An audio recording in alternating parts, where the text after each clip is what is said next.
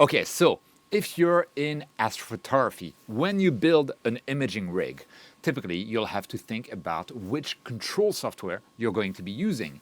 If you're using a ZW Astro camera, a ZW EF, a ZW filter wheel, etc., and you're willing to stay in the ZW ecosystem, then of course you have a choice of something like the ZW ASI Air or similar things like the ZW Smart Camera, the 2600 MC Air camera that give you a smartphone app from which you can control all of your equipment.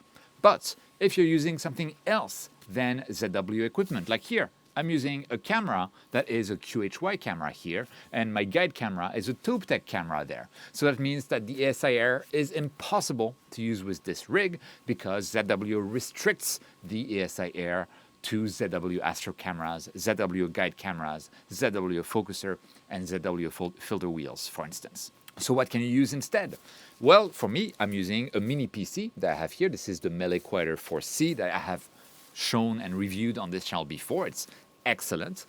And I'll have all of the links in the description if you're interested. And on it, I'm using the free software called Nina for nighttime imaging and astronomy. And in my opinion, it is one of the very best ways to control your equipment. It has a learning curve, but once you're over it, oh man, it is so powerful. It is so easy to use. It's absolutely amazing. But one of the issues with that, it is Windows software, so it's for a desktop software. I've shown on the channel before how you can use like remote desktop on your smartphone to control Nina somewhat comfortably directly from the smartphone, but it is not like a touch interface like the ASI Air, and up to now, nothing like that has been available for Nina. And you'll notice the keyword that I used here. I said up to now. You know where this is going, right? So there's now a beta version, or maybe even an alpha version, so pre-beta version of an Android app or browser app. So you could use it from any smartphone or tablet from a browser with a proper touch interface to control Nina control centers. So let me show you how this looks like because it is super cool. It's called Touch and Stars. It's free. It's available as an alpha version, and later on in the video I'll show you if you want to test it out, because again, alpha version, but I'll show you how to install it and how to use it from your smartphone, your tablet, etc. So here I am on the main interface of the app, Touch and Stars, and it is actually connected wirelessly to my little computer here, and it has detected that Nina is running on the computer. So I can tap on this connection or link icon, and I can choose my equipment profile, which is the SQA55 here, that works. And I can just go ahead and connect all. It will gradually connect all of my equipment, and this is an interface for Nina. In the background, it is Nina that is doing all of that. It's connected the camera. Now it's connecting the filter wheel. After that, it will connect the focuser, the mount, and the guider. It's Nina on the PC that's doing that. And here we are.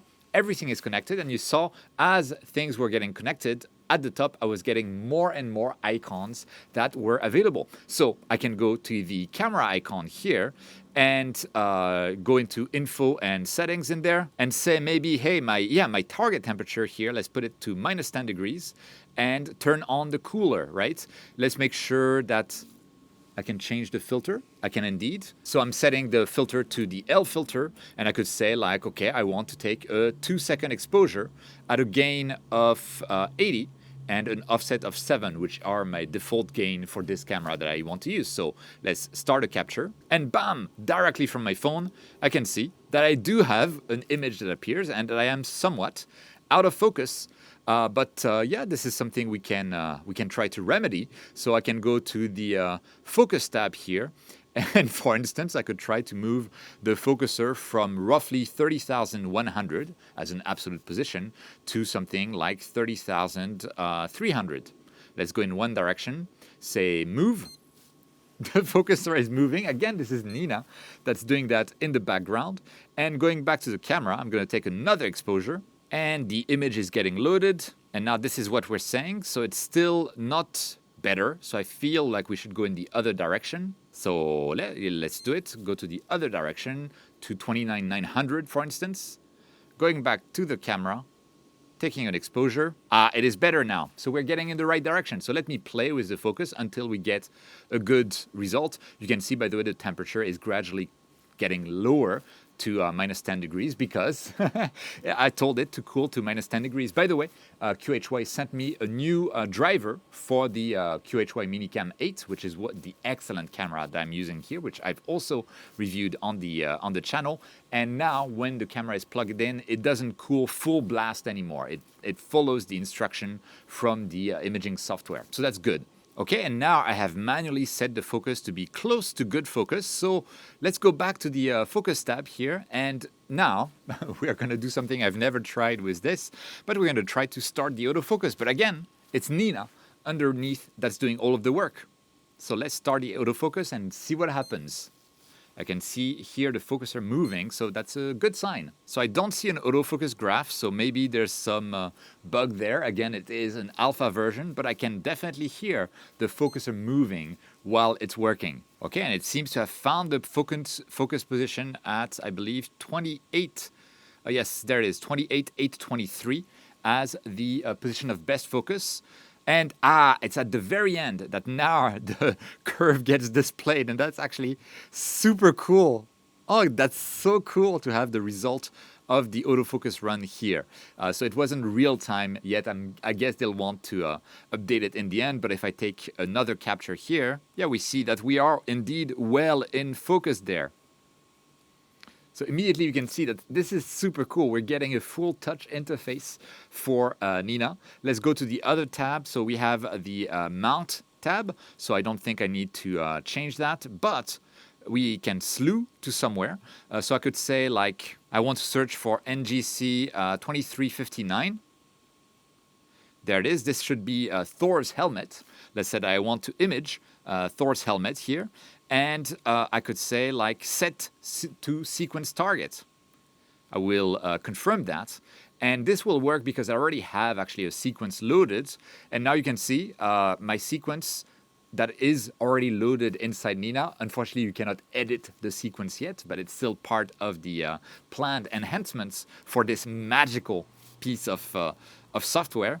It is going to work on NGC 2359. We can see all of the details of what Nina will do with the advanced sequencer. And you can see that in particular, we'll be taking 300-second exposures in S, H, O, and then do a loop. This is super cool. So I could try as well, which I haven't actually tried with the software yet because it's been a while since we have a clear night. So we're having fun. And one of the big use cases of a smartphone interface for Nina, in my opinion, is the 3-point polar alignment, because it would be super cool to be able to do that without having to rely on a PC or the remote desktop on the smartphone. So let's see if that works. I'm just going to tap on start alignment.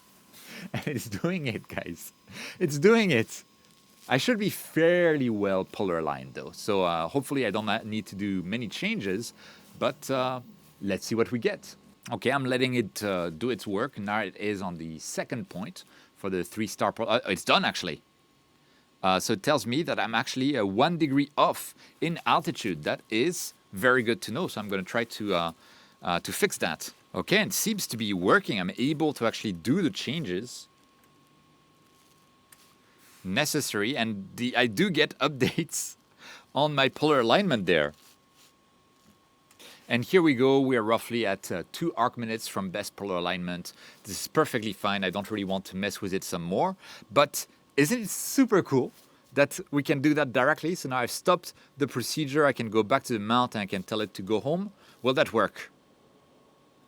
Aha, maybe it wants to really stop the procedure. Let's go back here. So, will you go home? Okay, and I had to relaunch the app, and now when I clicked on home, immediately it started slewing. So, there are still issues with the alpha app, but that is absolutely normal. It is an alpha app. So, what if I tell it, just for the heck of it, to slew to my target, which is NGC 2359. No, 9. There we go. So if I tell it to slew and center, will it work? Let's try it. Okay, it's getting there. I think I'll have to turn off the light. And it is actually centering the target. I heard it like beep, re-slew the mount, and then beep again. So it seems to be working to some extent. Finishing, it's done. We're centered on the target apparently. Let me try to do something. I'm gonna go to the camera tab. I'm gonna change the filter to like H alpha, and then take a 30-second capture to see whether we are truly on target. So let me start the capture for 30 seconds and see what we get. Oh, wow. Here it is. Here is the target, Thor's helmet. It's there. We are actually capturing it. All of this from my smartphone interface. This is really super cool. Now let's look at the other tab here, which is the guider. Can I start the guiding, and will the guiding work? Let's try it out. Oh no, we didn't need to recalibrate. It's actually just guiding. And we see the result here. Currently it's not guiding super well, but you can see now the guiding is stabilized. So we are guiding properly via this little smartphone app that is controlling Nina directly from this app. How awesome is that? I could do the final step, which is go to the sequence and just start the sequence. And yeah, I'm sure it will actually work. Let's try to see what happens. We're still guiding here. We can see the results right now, but let's start the sequence, see what happens. And yes, we have the cool camera is running. Let's see. And now it's apparently running the autofocus. Yes, I can hear the focuser work. So it's actually running my sequence as it is. How awesome is this? Okay, the autofocus is done. So now it's going to slew and center. There's this screen there that shows something, but it tells me no data available yet. So I guess we have to wait and see what's going to get visible in that particular screen. So let's wait for a little bit. And actually, because we switched the filter, and if I look at my sequence at the bottom here, I have like autofocus after filter change, which is actually a mistake from me, but you can see it's running the autofocus again. I actually should have no autofocus after filter change because I have my focus offsets already set up, but we can see that it is working as expected effectively. Okay, the autofocus after filter change is done. Again, I'll stop the sequence because I want to remove that, and unfortunately we cannot do that from this app yet. But apparently we've started an exposure of 300 seconds with the Sulfur 2 filter. And we are guiding, but I'm moving all around in excitement right next to the telescope on this big slab of wood that is my balcony, so it's not helping with the guiding. But what I'll do is I'll wait the 5 minutes, see what happens once we get the exposure to see what appears in this particular screen there. Okay, and we have one exposure done, and when I go to this mystery tab there with the graph, we can see the actual image, and zoom into it, see what's happening. We have the details about the HFR, etc. We have the number of stars, the HFR graph, the guide chart here, the last autofocus. This is super cool. We have a whole little dashboard available here. So you can see there's a lot of potential with this application. There's some things I'd like to be able to do, like change the guiding parameters. I'd want to be able to change the sequence itself. I'm going to stop it, by the way, because I cannot change it from the app and it's doing stuff that I don't want to be doing.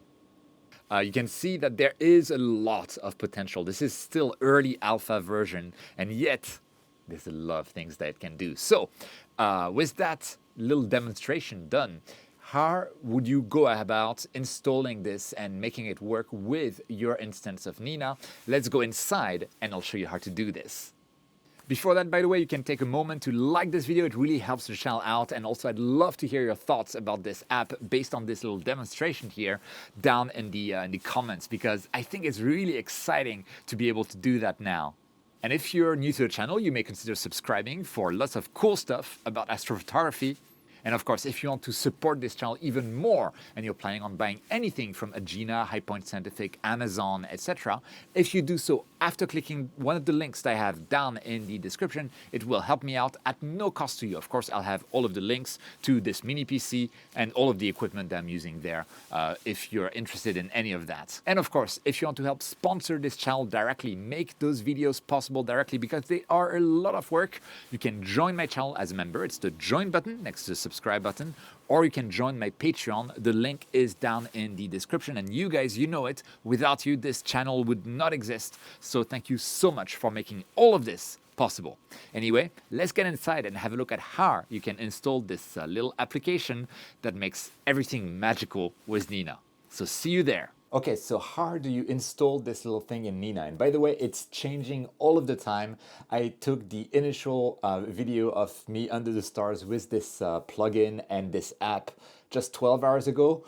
And there's already new versions that have been released that actually address some of the issues that I was having. So you can tell this is under very active development. And what I'm showing is only a snapshot of what will be possible in the coming weeks. So it's really progressing super quickly. Anyway, I'm currently in Nina, and the first thing you want to have in Nina is to make sure that you have everything, set up in your equipment profile. So if you go to your options, you have here, this is my equipment profile, the SQF55. And in there, I've already connected in the past my camera, my filter wheel, my focuser, my mount, and guider with PhD2 all set up, everything. Like the moment I click on connect, it will actually open up PhD2 guider. So you do need to have like your instance of Nina well configured in the first place. And until recently, you also needed to manually install plugins. But as of this morning, as far as I can tell, you no longer need to do manual installation of plugins. So you can simply go to the plugins in there, and there's several things you want to install.